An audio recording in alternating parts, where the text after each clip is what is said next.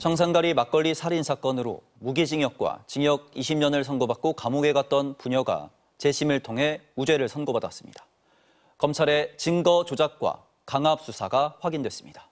이 사건의 재심을 이끌어낸 박준영 변호사에게 관련 이야기 들어보겠습니다.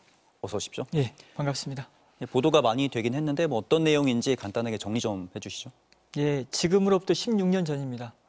2009년 7월에 순천시 관할의 한 작은 마을에서 공공근로 작업장에서 일하시던 분들이 쉬다가 막걸리를 마셨는데 그 막걸리 때문에 두 분이 돌아가시고 두 분은 이제 뱉어내서 가까스로 화를 면한 사건이 발생했습니다. 이 사건으로 현장에서 돌아가신 분의 그 딸 그리고 남편이 범인으로 몰렸고요. 무기징역과 징역 20년을 받았는데 16년 만에 재심을 통해서 무죄를 받은 사건입니다. 근데 옥살이를 하게 된 배경이 네. 검찰의 증거 조작, 강압 수사 이런 것들이었다는 게 드러났잖아요. 네, 예. 근데 어떤 내용들입니까? 사실 참 법정 밖에서 제가 무죄 법정 밖에서 검찰 수사권 남용의 종합판이라는 말을 했습니다. 이 자리에서는 간단히 중요한 부분을 말씀드리면 조사 과정의 위법이 심각했습니다. 강압 수사, 기망, 해유, 유도, 암시, 진술 취약자를 상대로 해서 진술을 왜곡했던 거죠. 그리고 그 실제 문답과 달리 또 조서가 작성됐습니다. 범행을 부인하는데도 불구하고 인정하는 걸로 기재해버리고 하지도 않은 말을 끼워 넣기도 하고 진술이 일관성 있게 보이게끔 하기 위해서 복사해서 붙여넣기 같은 것도 하고 못된 수사 많이 했습니다. 조작이라는 표현이 어울릴 정도로. 조작이네요. 예. 저는 그렇게 봅니다. 아까도 좀 말씀을 하긴 했지만 아버지는 글을 쓰지 못할 정도로 배움이 길지 않고 그리고 딸은 경계선 지능, 좀 일반인과는 조금 다른 지능을 네. 가지고 있어서 네.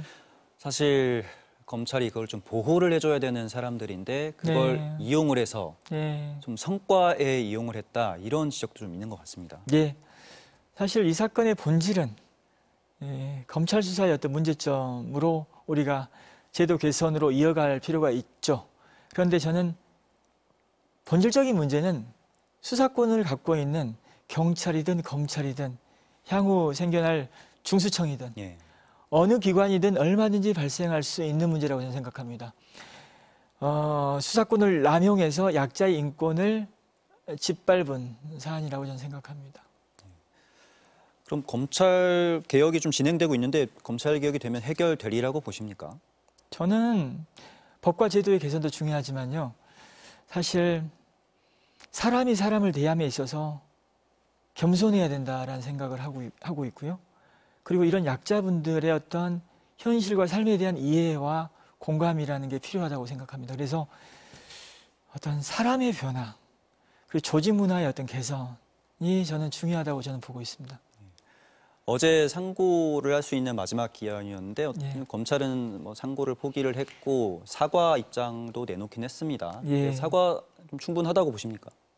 사실 재심 전 과정에서 판결 선고 전까지 보여준 모습은 대단히 실망스러웠습니다.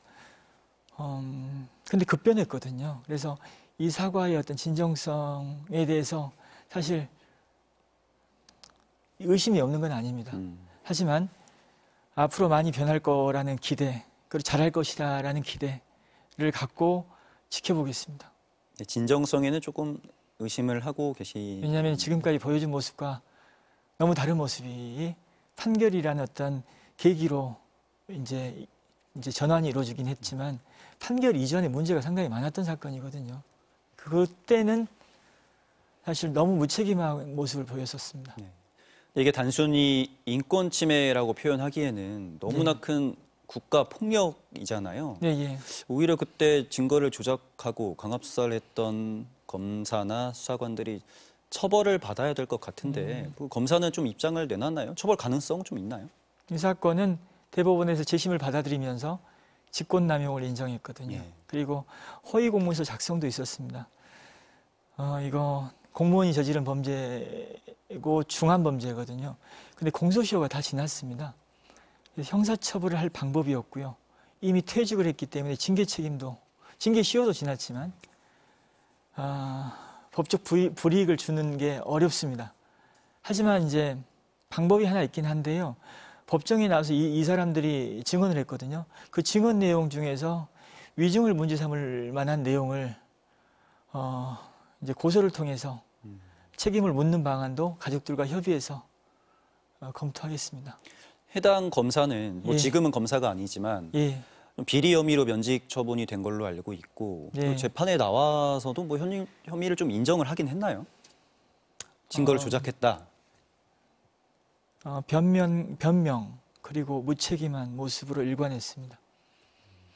일부 수사관은 책임을 인정하고 또 사과하는 모습을 보이긴 했습니다. 예. 수사관은 뭐 일부 좀 인정한 예. 모양이요. 근데 검사는 무책임했습니다. 그리고 그 당시 수사 지휘를 했던 그 사건 브리핑을 했던 차장 검사도 최근에 나온 언론 보도를 보니까는 대법원에 상고를 해야 된다라는 그런 말이 안 되는 얘기를 하시더라고요. 좀 그분들이 반성하고 사과를 했으면 좋겠습니다. 그 형사처벌 말고도 좀 배상이나 뭐 이런 향후 계획도 있으십니까? 예, 앞으로 형사보상과 국가배상이란 두 절차가 있거든요.